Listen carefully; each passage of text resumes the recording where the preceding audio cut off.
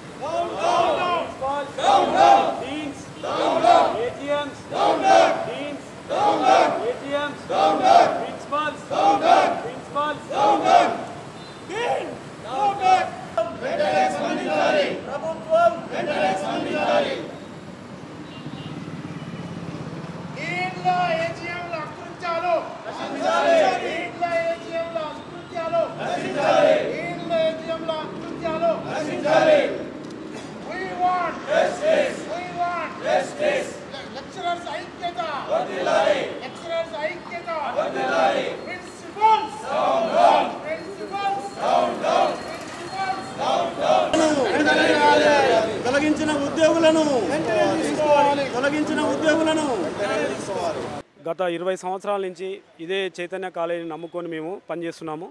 ఈ Chaitanya college develop కావడంలో మేము ఎంతో కృషి చేశాము. మేము సహాయశిష్టుల మా కష్టపడి ఈ చైతన్యాన్ని కార్పొరేట్ కాలేజీ అటువంటి మన శ్రీ చైతన్య జూనియర్ కాలేజీని ఎంతో డెవలప్ చేశాము. ఇక్కడ ఉన్న వాళ్ళం చాలామంది 20 ఏళ్ళ నుంచి ఇక్కడే మేము జాబ్ చేస్తున్నాము. 20 ఏళ్ళ నుంచి మేము మా భార్య పిల్లలను వదిలిపెట్టి సంస్థ కోసం పనిచేశాము. ఈరోజు సంస్థ చాలా డెవలప్ అయింది. సో కొన్ని కోట్లు వాళ్ళు గడించారు. కానీ మా లెక్చరర్స్కి మాత్రం ఏ విధమైన బెనిఫిట్స్ ఇవ్వలేదు. అయినా మేమేమి నిరాశపడలేదు. సంస్థ కోసం పనిచేయాలని నిర్ణయించుకొని చేస్తున్నాము. కానీ ఇటువంటి కష్టకాలంలో, కరోనా అటువంటి కష్టకాలంలో మమ్మల్ని 2 నెలల పాటు మీకు జీతాలు ఇవ్వమని ఒక ఫోన్ కాల్తో చెప్పారు. 20 ఏళ్ళ నుంచి చేస్తున్నాము. అందరం పిఎఫ్లో ఉన్నాము. అది గవర్నమెంట్ రూల్స్ కూడా విరుద్ధము. ఒక వాట్సాప్ కాల్ చేసి మీకు వచ్చే 2 నెలలు మీకు శాలరీ ఇవ్వము, తర్వాత మేము మీకు జాబ్ ఇస్తామా లేదా అని ఒక హోల్డ్లో పెట్టడం జరిగింది. అంటే ఇమీడియట్గా ఇక్కడ ఉన్నటువంటి లెక్చరర్స్ని 90% మెంబర్స్ని ఎటువంటి రీజన్ లేకుండా, ఎటువంటి ఇన్ఫర్మేషన్ లేకుండా, ముందస్తు ఇన్ఫర్మేషన్ లేకుండా మమ్మల్ని తొలగించడం జరిగింది. దీనికి మేము నిరసన వ్యక్తం చేస్తున్నాము. ఈ విషయమై గవర్నమెంట్ వెంటనే స్పందించి మా మేనేజ్మెంట్ మీద ఒత్తిడి తెప్పించి మాకు న్యాయం చేయవలసిందిగా మేము గవర్నమెంట్ని కోరుతున్నాము, డిమాండ్ చేస్తున్నాము. మా చైతన్య యజమాన్యాన్ని కూడా మేము డిమాండ్ చేస్తున్నాము. మేము కష్టకాలంలో ఉన్నప్పుడు ఆదుకోవాల్సిన బాధ్యత మా చైతన్య మేనేజ్మెంట్దే. దీని మీద మా మేనేజ్మెంట్ కానీ, మా డీన్లు కానీ, మా ప్రిన్సిపల్స్ కానీ స్పందించి మాకు తగిన న్యాయం చేయాలని కోరుతున్నాము, రిక్వెస్ట్ చేస్తున్నాము. ఎందుకంటే మేము పాఠాలు చెప్పేటోళ్ళం. మేము పాఠాలు చెప్పేవాళ్ళు లేకపోతే కాలేజీ ఉండదు. కానీ ఈరోజు ఏం జరిగిందంటే పాఠాలు చెప్పేటోళ్ళు బయట ఉన్నారు, పాఠాలు చెప్పకుండా ఓన్లీ మేనేజ్ చేసే వాళ్ళని మాత్రం లోపల ఉంచుకున్నారు. వాళ్ళకు ఫుల్ శాలరీస్ ఇస్తున్నారు. ఎగ్జాంపుల్ ప్రిన్సిపల్ తీసుకుంటే ప్రిన్సిపల్ ఒక పాఠం చెప్పారు, ఒక క్లాస్ తీసుకోరు. వాళ్ళని మాత్రము ఫుల్ శాలరీ ఇచ్చి సేఫ్ సైడ్ పెట్టుకున్నారు. అలాగే డీన్స్ అనే వ్యక్తి పాఠమే చెప్పాడు, అతని కూడా ఫుల్ శాలరీ ఇచ్చి ఇక్కడ పెట్టుకున్నారు. ఏజీఎంలు అనుకోండి, డీన్లు అనుకోండి, ప్రిన్సిపల్స్ అనుకోండి, వాళ్ళకి ఇచ్చే శాలరీస్ని తలా 10 రూపాయలు ఇచ్చినా, 20 రూపాయలు ఇచ్చినా మేము తీసుకోవడానికి సిద్ధంగా ఉన్నాము. ఓకే, వచ్చిన ఫండ్, సపోజ్ ఈ బ్రాంచ్కి కొద్దిగా ఫండ్ వస్తే ఆ ఫండ్ని అందరికీ ఈక్వల్గా డిస్ట్రిబ్యూషన్ చేయాలని మేము డిమాండ్ చేస్తున్నాము. ఇట్లా కొంతమంది వాళ్ళకు భజన చేసే వాళ్ళని, మేనేజ్మెంట్కు కొంతమంది తొత్తులుగా ఉన్న వాళ్ళని కాపాడుకొని మిగతా వాళ్ళని అందరినీ రోడ్డు మీద వేస్తామంటే మేము ఊరుకునే లేదు. దీన్ని ఇంకా పెద్ద ఎత్తున ఉద్యమంలా మేము చేపడతాము. మేము దీని విషయంలో లెక్చరర్స్ అందరూ చాలా యూనిటెడ్గా ఉన్నారు, చాలా కోపంగా ఉన్నారు. ఎందుకంటే మేము వేరే పని చేయలేని పరిస్థితి. మా పరిస్థితి ఎలా అంటే మేము టక్కులు వేసుకొని మంచి బట్టలు వేసుకొని వస్తాం తప్ప ఇక్కడ జీతాలు ఉండవు, శాలరీస్ ఉండవు, ఏముండవు. ఒక లారీ డ్రైవర్ సంపాదిస్తుండే ఈరోజు నెలకు 20,000, 30,000. కానీ మా దగ్గర మాత్రం నెలకు 15,000, 12,000తో కూడా జాబులు చేసే పరిస్థితి ఉన్నది. పీజీలు చేసి మంచి క్యాంపస్లో చదువుకొని, అంటే మేము చదువుకోవడమే మా పాపమా? మేము మంచిగా చదువుకొని ఈ కాలేజీలలో పనిచేయడమే మా పాపమా? ఈ కాలేజీ వల్ల మేనేజ్మెంట్ బెనిఫిట్ పొందుతుంది, కానీ మా లెక్చరర్స్కి మాత్రం ఏమా విధంగా బెనిఫిట్ లేదు. మేము చెప్పే స్టూడెంట్స్ కూడా బెనిఫిట్ పొంది మంచి సాలరీలో మంచిగా సెటిల్ అవుతారు, అది మాకు సంతోషమే. కాకపోతే మా మేనేజ్మెంటు ఆడ వచ్చే షేర్లో మాకు ఏమాత్రము హెల్ప్ చేయట్లేదు. ఈ కష్టకాలంలో మమ్మల్ని ఆదుకోవాల్సింది మేనేజ్మెంటే. మా మేనేజ్మెంట్ మమ్మల్ని ఆదుకోవాలని మేము రిక్వెస్ట్ చేస్తున్నాము. ఇది మా లెక్చరర్స్ అందరిది డిమాండు, ఈ రిక్వెస్టు. మీ మీడియా ద్వారా మేము తెలియజేస్తున్నాం. రూమ్లో 500 స్టూడెంట్స్కి ఒక క్లాస్ చెప్తున్నారు. జనరల్గా అయితే రూల్స్ ప్రకారం 50 మెంబర్స్కి ఒక క్లాస్ చెప్పాలి. అయితే ఈ 500 మెంబర్స్ పెట్టడం వల్ల ఇక్కడ సపోజ్ 2000 స్ట్రెంత్ ఉన్నది. 2000 అంటే 500 ఓన్లీ 4 క్లాసెస్ 4 లెక్చరర్స్ తీసుకున్నారు. మిగతా లెక్చరర్స్ యాక్చువల్గా క్లాస్ రూమ్ ప్రోగ్రాంలో అయితే 50 మెంబర్స్కి ఒక క్లాస్ ఉంటుంది. అప్పుడు మనకు లెక్చరర్స్ చాలా అవసరం ఉంటారు. అయితే ఇప్పుడు ఈ క్లాసులు చెప్పే నలుగురితో పాటు ఇంకా క్లాసులు చెప్పని వాళ్ళని చాలామంది పెట్టుకున్నారు. అంటే వాళ్ళకు అనుకూలంగా వాళ్ళతోటి కొద్దిగా కుమ్మక్కైన వాళ్ళకు ఇచ్చి మిగతా వాళ్ళని మాత్రం బయటికి పంపించారు. ఇది న్యాయం కాదు. అందరికీ ఈక్వల్గా వచ్చిన ఫండ్ని షేర్ చేయాలని మేము డిమాండ్ చేస్తున్నాం. ఒక క్లాస్ అయినా తలా ఒక క్లాస్ ఇవ్వాలని చెప్తున్నాం. ఒకరికే 8 క్లాసులు 7 క్లాసులు కాకుండా ఇక్కడ ఉన్న లెక్చరర్స్కు తలా ఒక క్లాస్ వేసి కొద్దిగా తక్కువ శాలరీ ఇచ్చినా సరే మేము చేయడానికి సిద్ధంగా ఉన్నామని ఇస్తున్నాం. కమింగ్ 2 మంత్స్ ఇవ్వమని చెప్పారు. Sir April month, March month, April month, ఈ మంత్స్ ఏవైతే ఉన్నాయో అవి 2 నెలలు ఆఫ్ శాలరీ పే చేస్తున్నారు. మిగతా ఏదైతే జూన్ జూలై ఉందో ఆ మంత్లలో మీకు శాలరీ రావని చెప్తున్నారు. మీరు మే జూన్ జూలైలో శాలరీ రావని చెప్తున్నారు. కానీ మరి విద్యార్థుల దగ్గర నుంచి 12 నెలల వేతనాన్ని వాళ్ళైతే ఫీజు అయితే కట్టాలో 12 నెలల ఫీజుని వసూలు చేసిర్రు.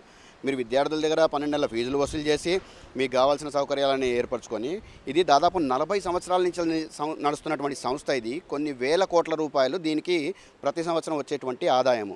అలాంటప్పుడు కేవలం ఒక 2 నెలలు అధ్యాపకులను కరోనా లాంటి భారతదేశం మొత్తం ప్రపంచమే అతలాకుతలమవుతున్నటువంటి సమయంలో కేవలం 2 నెలలు ఎన్నో సంవత్సరాల నుంచి వాళ్ళ కింద పనిచేస్తున్న అధ్యాపకులను కాపాడుకోలేని దౌర్భాగ్య స్థితిలో ఉందా ఈ చైతన్య నారాయణ విద్యా సంస్థలు, కార్పొరేట్ గాయత్రి ఎన్ఆర్ఐ ఇలాంటి సంస్థలు?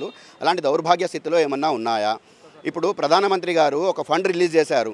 ఏదైతే 500 కోట్ల టర్నోవర్ ఉన్న వాళ్ళకు, 600 కోట్ల టర్నోవర్ ఉన్న వాళ్ళకు సబ్సిడీ వస్తారు. అంటే ఈ సబ్సిడీలన్నీ వాడతారు కదా వాళ్ళు. ఈ సబ్సిడీలన్నీ వాడతారు. వాడినప్పుడు ఎంప్లాయీకి కనీసము వాళ్ళు ఇచ్చే ఏదైతే హాఫ్ శాలరీ ఉందో ఈ 4 నెలలు మేము పరిస్థితి ఇలా ఉందండి, మేము మీకు హాఫ్ శాలరీలు పే చేయగలుగుతున్నామని ఒక్కళ్ళు కూడా ధైర్యంగా ముందుకొచ్చి ఎందుకు చెప్పలేకపోతున్నారు? దొంగల్లాగా వాట్సాప్ కాల్స్ ఏవైతే రికార్డ్ చేయడానికి అనుకూలంగా లేవనుకుంటున్నావో ఆ దొంగల్లాగా వాట్సాప్ కాల్ చేస్తున్నారు. దాదాపు 90% మంది తెలంగాణ ఎంప్లాయీలను రోడ్డు మీద పెట్టిరు ఈరోజు. మొత్తం జూమ్ క్లాసులు కుక్కడపల్లి, ఏదైతే మనకు ఎస్ఆర్ నగర్, కుక్కడపల్లి, మియాపూర్ అవన్నీ ఉన్నాయో అక్కడ 90% మంది ఆంధ్ర మెంబర్స్తోని, ఆంధ్ర అధ్యాపకులతోని పాఠాలు చెప్పించుకుంటూ అక్కడున్న అధ్యాపకులందరినీ కూడా రోడ్ల మీద పడేసి ఈరోజు తెలంగాణ అధ్యాపకులందరినీ కూడా. ఈ తెలంగాణ సమాజం వచ్చిన తర్వాత మన దౌర్భాగ్య స్థితి ఇదే.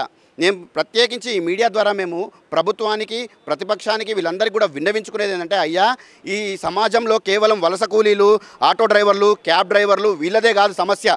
సమాజాన్ని నిర్మించేటువంటి అధ్యాపకుడు ఎవడైతే ఉన్నాడో ఆ అధ్యాపకుడు కూడా ఈరోజు రోడ్డు మీద పడ్డాడు. ఎందుకోసం అని చెప్పి ప్రభుత్వాలు కానీ ప్రతిపక్షాలు కానీ ఈ అధ్యాపకుల విషయంలో ఎందుకు మాట్లాడడం లేదు? అసలు అధ్యాపకుడు అంటే మనిషి కాదా? వాళ్ళకు కుటుంబాలు ఉండవా? వాళ్ళకు భార్య పిల్లలు ఉండవా? వాళ్ళకు డబ్బులు చెల్లించాల్సిన ఉండదా? వాళ్ళకు కొనుక్కోవాల్సిన ఏవి ఉండవా? వాటి గురించి ఎందుకు మాట్లాడడం లేదు ఏ ఒక్కరు కూడా? అధ్యాపకుడు అనేటోడు ఒక డిగ్నిటీతోనే ఉంటాడు. కాబట్టి ఎవరి ముందు చేయి జాచలేని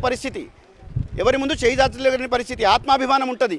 కాబట్టి కనీసం ఆ అధ్యాపకుల గురించి కేంద్ర ప్రభుత్వం కానీ రాష్ట్ర ప్రభుత్వం కానీ ఎవరు కూడా మాట్లాడకపోతే వాళ్ళని ఏం చేయమంటారు? ఎక్కడన్నా దుంకి చావమంటారా అధ్యాపకులని? సమాజాన్ని నిర్మించేది ఎవరు? రేపొద్దున పాఠాన్ని చెప్పే అధ్యాపకుడే లేకుంటే ఏ పిల్లగాడు ఉన్నతంగా తయారవుతాడు? ఈరోజు ఈ సంస్థలు ఇంత స్థాయిలో ఎదిగి ఇంత డబ్బును కూడబెట్టుకోగలుగుతున్నాయి, ఇంత లగ్జరీగా గడపగలుగుతున్నాయంటే దానికి కారణం ప్రధానంగా అధ్యాపకుడే ప్రధానమైనటువంటి పిల్లర్ కాలేజ్కి. అలాంటి అధ్యాపకులను తొలగించే ప్రయత్నం చేస్తున్నారు. అధ్యాపకుడు తర్వాత 2వ స్థానాన్ని జూనియర్ లెక్చరర్లు తీసుకుంటారు. అంటే వాళ్ళు అధ్యాపకుడు పాఠం చెప్పి వెళ్ళిపోయిన తర్వాత వాళ్ళకి ఏమైనా సందేహాలు వస్తే ఆ జూనియర్ లెక్చరర్లు తీస్తారు. కానీ ఆ జూనియర్ లెక్చరర్ల వ్యవస్థను సమూలంగా నాశనం చేద్దామనే ఆలోచనతో ఉన్నారు మేనేజ్మెంట్. సో ఎంతవరకు కరెక్ట్ అవుతుంది? మా బాధను ఎవరు పట్టించుకుంటారు? ఇంకెన్ని రోజులు మేము అందరికీ ఈ విషయాన్ని చెప్పాలి? మేము ఆత్మగౌరవంతో బతకాలి అనుకుంటున్నాము. కానీ అధ్యాపకుడు అనేవాడికి గౌరవమే లేకుండా పోతుంది. ఇక్కడ కొంతమంది డీన్లు, ఏజీఎంలు, ప్రిన్సిపాల్లు వాళ్ళ తొత్తులు ఎవరైతే ఉన్నారో వాళ్లకు ఈఎంఐ రూపంలో డబ్బులు తీసుకొని ఇవన్నీ కూడా వాళ్ళని ఇక్కడ అటెంప్ట్ చేసి ఇక్కడ ఉన్నటువంటి ఎంప్లాయీలు ఎవరైతే ఉన్నారో వాళ్ళని బయట పెట్టే ప్రయత్నం చేస్తున్నారు. ఇప్పుడు రాబోయే కాలంలో హాస్టల్స్ నిండే నమ్మకం మేనేజ్మెంట్కి లేదు. కాబట్టి ఈ హాస్టల్స్ నిండకుండా ఉంటే మనం నష్టపోతాము అని చెప్పి ఈ హాస్టళ్ల వంకను, ఉద్యోగస్తుల సమస్యను ముందు పెట్టి ప్రభుత్వం దగ్గర ఇప్పటివరకు ఏ జిల్లాలలో అయితే చైతన్య నారాయణ లాంటి కార్పొరేట్ కాలేజీలు దూరలేదో ఆ కాలేజీలలో దూరే ప్రయత్నాన్ని చేస్తున్నారు వీళ్ళంతా కూడా. అలా దూరితే ఇప్పటివరకు కనీసం కొద్దో గొప్ప అయిన విద్యా వ్యవస్థ సమూలం పద్ధతిగా నడిచే, గ్రామాల్లో పద్ధతిగా నడిచే విద్యా వ్యవస్థ సమూలంగా నాశనం అయిపోతుంది. సో ఈ పేదవాడికి చదువు అనేది చాలా కరువుగా మారిపోతుందన్నమాట. కొన్ని లక్షల్లో సార్ ఫీజుల ఇంటర్మీడియట్ వ్యవస్థలో ఫీజులు లక్షల్లో ఉన్నాయి. దాదాపు 3 లక్షలు, 2 లక్షలు, 2.5 లక్షలు అనే వేతనాలు ఉన్నాయి వీళ్ళకు. ఇంత ఫీజులు వసూలు చేసుకుంటా ఒక్కొక్క విద్యార్థి దగ్గర నుంచి వెళ్ళి కనీసం వాళ్ళ దగ్గర పనిచేసే కేవలం తెలంగాణ, ఆంధ్ర కలిపితే ఒక 20,000 మంది లెక్చరర్లు ఉంటారు సార్. మొత్తం కలిపినా మొత్తం చుట్టూ నాన్ టీచింగ్ అంతా తీసుకున్నా ఒక 50,000 మంది ఉంటారు. కొన్ని వేల కోట్ల రూపాయలు ఆర్జిస్తున్నటువంటి వీళ్ళు ఈ 50,000 మంది తన కింద పనిచేసి వాళ్ళు ఈ స్థాయికి వచ్చినటువంటి వాళ్ళని ఆదుకునే పరిస్థితి లేదా? ప్రభుత్వం ఎందుకు దీనికోసం స్పందించట్లేదు? మమ్మల్ని ఎందుకు ఇలా రోడ్డు మీదనే పడండి, మీరు చావండి అని ఎందుకు అంటున్నారు? వీళ్ళకి అన్ని రకాల రాయితీలు. ఇప్పుడు సినిమా ఇండస్ట్రీ అనగానే పరిగెత్తుకుంటా సినిమా ఇండస్ట్రీ లేకపోతే లోకమంతా మునిగిపోతుంది అన్నట్టుగా వాళ్ళకు పర్మిషన్ ఇచ్చి షూటింగ్లు చేసుకోండి, అవి చేసుకోండి, ఇవి చేసుకోండి అంటారు. కొన్ని వేల కోట్ల రూపాయలు అక్కడ కూడా జరిగినటువంటి వాళ్ళు ఉన్నటువంటి పొజిషన్ కొన్ని వేల కోట్లు సంపాదించుకున్న నటులే వాళ్ళందరూ కూడా. సో వాళ్ళందరి మీద ఉన్నటువంటి దయ లెక్చరర్ మీద ఎందుకోసం లేదు? లెక్చరర్ అనేటువంటి ఎందుకు ఇంత దీనమైన స్థితిలో బతకాలి? సమాజాన్ని నిర్మిస్తలేమా? మేము సరిగ్గా పనిచేయట్లేదా? మా వల్ల ఏం లాభం జరగట్లేదా? విద్యార్థులు బాగుపడట్లేదా? మేము ఇంటర్ బోర్డుకి కూడా రిప్రజెంటేషన్ ఇవ్వడం జరిగింది క్యాంపు జరిగినప్పుడు, కానీ అక్కడ కూడా ఎలాంటి స్పందన లేదు. మేము చేస్తాం, మేము ఏవేవైతే నిరసనలు తెలిపాలో అవన్నీ నిరసనలు కూడా తెలిపాము మేము. కానీ ఇక్కడ కొంతమంది యాజమాన్యంలో ఉండేటువంటి కొంతమందే కుతంత్రాలతోని ఈ అధ్యాపకులను 2 భాగాలుగా విడదీసి అదొక విభాగం ఇదొక విభాగంగా చేసి వాళ్ళతోనే ఒక ఆట ఆడించుకుంటూ వీళ్ళందరూ ఎవరైతే న్యాయబద్ధంగా పోరాటం చేస్తున్నారో వాళ్ళందరినీ డంబీగా చేసే ప్రయత్నం చేస్తుంది. ఇది ఎంతవరకు సమంజసం? కాబట్టి దయచేసి మీడియా మిత్రులందరూ కూడా మేము చేతులెత్తి మొక్కుతున్నాం మిమ్మల్ని. మీడియా అనేది సమాజంలో ప్రతి విషయాన్ని చేరదీస్తుంది. కాబట్టి మేము మీడియాకు చేతులెత్తి మొక్కుతున్నాము. మా బాధల్ని కూడా కొంచెం చూపించండి మీరు. మా బాధల్ని ప్రభుత్వం దృష్టి దాకా పోయేటట్టు చేయండి. మా బాధల్ని పాలకపక్షం ప్రతిపక్షం అందరి దృష్టి దాకా పోయేదాకా చేయండి. ఇది పేరెంట్స్ ముఖ్యంగా మీరు గమనించాలి. మీ దగ్గర ఆన్లైన్లో ఫీజులు తీసుకోవడం జరుగుతుంది, మీరు ఫీజులు కట్టడం జరుగుతుంది. వాళ్ళు ఏం చూస్తున్నారు? మేము అధ్యాపకులకు జీతాలు ఇవ్వాలంటే ఫీజులు ఇవ్వాలండి అని చెప్తున్నారు. మీరు కూడా చాలా హృదయంతో అధ్యాపకులు అయ్యో పాపం బాధపడుతున్నారని చెప్పి కొంతవరకు పేరెంట్స్ ఫీజులు కడుతున్నారు. కానీ మాకు వేతనాలు రావడం లేదు, సగం జీతాలే ఇస్తున్నారు. మీ పిల్లల్ని ఇప్పటి వరకు చాలా అత్యున్నతంగా తీర్చిదిద్దినటువంటి అధ్యాపకుడు ఈరోజు రోడ్డున పడ్డాడు, రేపొద్దున రోడ్డున పడబోతున్నారు కూడా మిగతా వాళ్ళు. కాబట్టి పేరెంట్స్ అందరూ విద్యార్థులందరూ మా నుండి విద్యను అభ్యసించి ఎంతో ఉన్నత స్థాయిలో ఉన్న విద్యార్థులందరూ కూడా కొంచెం స్పందించి మీకు ఉన్నతమైన స్థానాన్ని కల్పించిన ఈ అధ్యాపకులందరినీ కూడా కాపాడుకోవాల్సిన బాధ్యత కేవలం మా మీదే కాదు, మీ మీద కూడా ఉంది, ప్రభుత్వం మీద ఉంది, యావత్ సమాజం మీద ఉందని చెప్పి నేను ఈ మీడియా ముఖంగా మీ అందరికీ తెలియజేసుకుంటున్నాను. ధన్యవాదాలు. గుడ్ మార్నింగ్ మిత్రులారా. మేమంతా కూడా కార్పొరేట్ కాలేజీలు అయినటువంటి శ్రీ చైతన్య నారాయణ కాలేజీలలో పనిచేసేటువంటి అధ్యాపకులము. మేము గత 15 నుంచి 20 సంవత్సరంల నుంచి పనిచేసేటువంటి లెక్చరర్లము. మా అందరికీ తెలిసినటువంటి పని ఈ యొక్క పిల్లలకి పాఠాలు చెప్పడము, పిల్లలని సమాజాన్ని ఒక అత్యుత్తమ స్థితిగా మార్చడము. కొన్ని వేలాది మంది లక్షలాది మంది ఇంజనీర్లుగా డాక్టర్లుగా సమాజంలో ఎన్నో వృత్తులలో చాలామంది స్థిరపడ్డారు. మరి వాళ్ళందరి యొక్క అభ్యున్నతికి సమాజ అభ్యున్నతికి ముఖ్య కారణమైనటువంటి అధ్యాపకులు మేము ఈరోజు మిమ్మల్ని దీనస్థితిలో ఉన్నాము. మమ్మల్ని యొక్క ఉద్యోగాల నుంచి మేనేజ్మెంట్లు అనేవి 2-3 నెలల వరకు మమ్మల్ని పక్కకు పెట్టింది. సో మరి ఇట్లా కాకుండా no payment no work, no work no pay అనేటువంటి ఒక కొత్త నినాదాన్ని తీసుకొచ్చి మేనేజ్మెంట్ కొన్ని కోట్ల రూపాయలను వాళ్ళు మిగుల్చుకుందాం అనేటువంటి ప్రయత్నం చేస్తున్నారు. సో మరి గత 15 నుంచి 20 సంవత్సరాల నుంచి ఇదే వృత్తిని నమ్ముకొని మేము పనిచేస్తున్నాము. విద్యార్థులకు మాకు పాఠాలు చెప్తూ ఉన్నాము. కానీ మేనేజ్మెంట్ మాత్రం వేల కోట్ల రూపాయలు సంపాదించి ఈ యొక్క విపత్కర సమయంలో ఈ యొక్క ఆపత్కాలంలో మమ్మల్ని రోడ్డు మీద పడేసింది.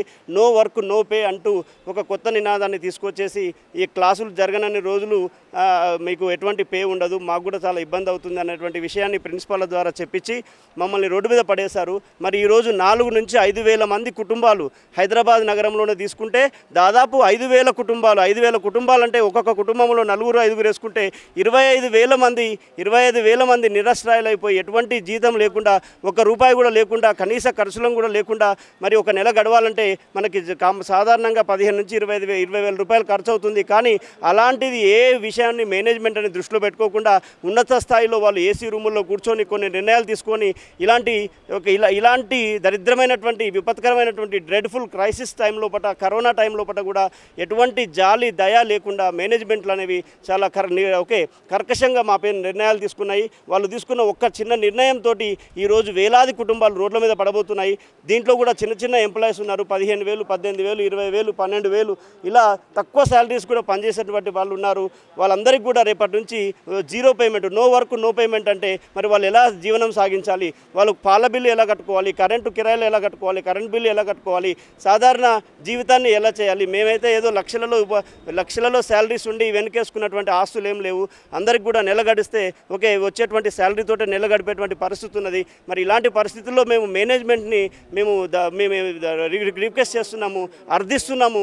ఎందుకంటే వాళ్ళే మాకు ఇన్ని రోజులు కూడా శాలరీస్ ఇస్తున్నారు, మాతో వాళ్ళతో పనిచేయించుకుంటున్నారు. కాబట్టి శ్రీ చైతన్య నారాయణ మరియు అన్ని ప్రైవేట్ కాలేజీల మేనేజ్మెంట్లను కూడా మేము అర్థిస్తున్నాము. ఈ యొక్క ఆపత్కాలంలో మీరు కొంత మీకు వీలైనంత పాసిబుల్ ఉన్నంత అమౌంట్ని రిలీజ్ చేసేసి ఈ యొక్క సమయంలో కూడా మాకు అండగా ఉండండి. మేము జీవితాంతం కూడా ఇదే పనిలో ఉంటాం. ఓకే, ఇదే పనిలో ఉంటాం. ఇంకా కూడా ముందు కూడా మేము మా యొక్క విద్యార్థుల భవిష్యత్తును సమాజాన్ని తీర్చిదిద్దేటువంటి పనిలో ఉన్నాము. సో మాకు మరి ఈరోజు పాఠాలు చెప్పుకుంటూ సమాజంలో చక్కగా ఉండాల్సిన మమ్మల్ని రోడ్డు మీద పడేసినటువంటి పని వాళ్ళు మేనేజ్మెంట్ వాళ్ళదే అవుతుంది. కాబట్టి నేను ఈ యొక్క మీడియా నుంచి రిక్వెస్ట్ చేసేదంటే మీరు సానుకూల దృక్పథంతో ఆలోచించండి. ఈ యొక్క మనకి మినిమం ఏదైతే ఖర్చులకు అవసరం ఉంటుందో ఆ యొక్క డబ్బును రిలీజ్ చేయండి, ఆదుకోండి. తర్వాత మేము కూడా మీకు ఆదుకుంటాం, అండగా ఉంటాము. మీకు మళ్ళీ కూడా విద్యార్థులకు పాఠాలు చెప్తూ మేము చేసుకుంటామని చెప్పేసి మీడియా ద్వారా నేను వినతి చేస్తున్నాను. Thank you.